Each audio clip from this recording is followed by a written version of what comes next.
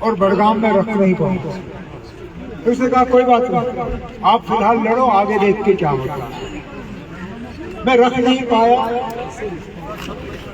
लेकिन मेरी कभी ये मंशा नहीं थी, कभी मेरा ये इरादा नहीं था कि मैं आपको नजरअंदाज करूं। लगातार पिछले 1 साल से बड़गाम के साथ जितना हम इंसाफ कर सकते थे हमने करने की कोशिश की। मैंने अपने एडवाइजर को भेजा, कई चक्कर उसने लगाए। कोई ऐसा मिनिस्टर नहीं है मेरी हुकूमत में, चाहे डिप्टी सीएम, चाहे बाकी जो 4 वजीर हैं, सकीना यत्तू साहिबा को लेके उनको मैंने बार बार भेजा। और सबूत इसमें है कि अगर मैंने नजरअंदाज करना होता बड़गाम असेंबली हल्के को इस बजट में, क्योंकि एमएलए था नहीं, बजट का कोई पैसा यहाँ होता नहीं। लेकिन सरारे शरीफ के बाद शायद दूसरे नंबर पे बड़गाम असेंबली हल्के का इलाका है जहाँ पे हमने बजट का पैसा जो है आपकी तरक्की के लिए रखा। लेकिन मुझे इस बात का भी एहसास है कि बहुत कुछ करना है। कई बार आपके एमएलए बने, लेकिन आपकी सही मायने में खिदमत नहीं। मैं इस गिले को दूर करना चाहता हूँ, इस शिकायत को दूर करना चाहता हूँ, इस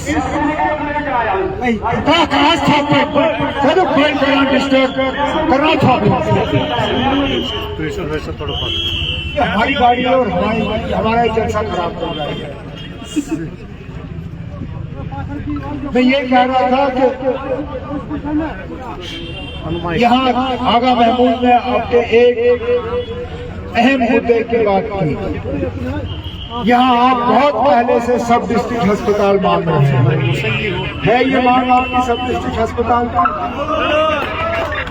क्या हिज़्ब इख्तिलाफ वाले इसको पूरा कर सकेंगे? क्या इस मैदान में कोई और उम्मीदवार है जो सोईमुख में सब डिस्ट्रिक्ट अस्पताल दे सकता है?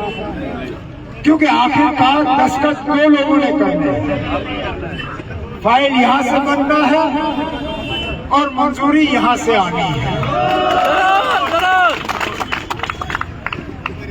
आप मान के चलिए कि अगर आप चाहते हो कि मौजूदा हुकूमत के जरिए यहाँ सब अस्पताल बनना चाहिए, उसके लिए बहुत जरूरी है कि आपका एमएलए वो हो जो कल को सकीना यत्तू साहिबा के पास भी पहुंच सके, मेरे पास भी पहुंच सके और यहाँ के नौजवानों की बात कर सके, आपके प्लेग्राउंड की बात कर सके, आपके यूनिवर्सिटी की बात कर सके, आपके नए इंटरनेशनल क्रिकेट स्टेडियम की बात कर सके, आपके सब डिस्ट्रिक्ट अस्पताल की बात कर सके।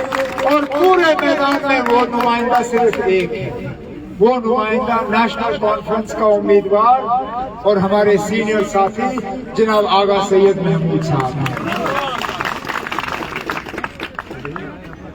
बाकी हमारे मुखालिफ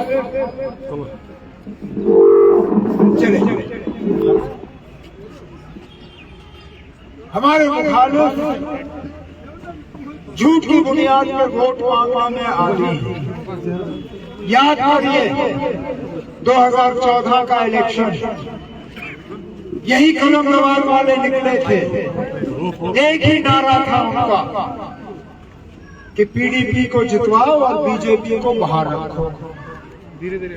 जम्मू कश्मीर के लोगों ने, बिलखसूस कश्मीर के लोगों ने पीडीपी को जितवाया और दूसरे दिन बीजेपी के साथ उन्होंने हाथ मिलाया।